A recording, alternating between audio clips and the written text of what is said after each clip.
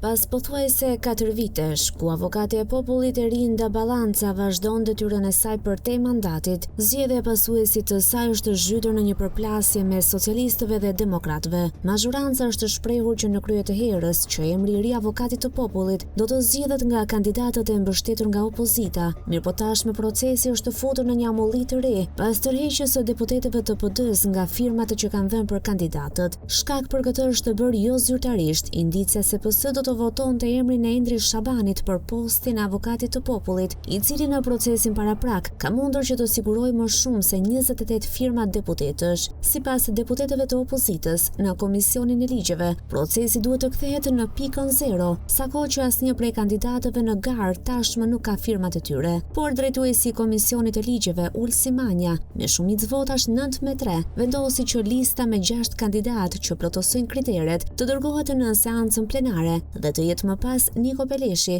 ai që do të marrë një vendim në lidhje me garën, si dhe me pretendimin e deputetëve të PD-s për tërheqjen nga firmat e tyre për kandidatët. 6 kandidatët që sipas socialistëve plotësojnë kushtet për garën janë Adriana Kalaja, Aranita Brahaj, Endrish Shabani, Besim Drejgjoni, Skënder Haluci dhe Tertar Bazaj.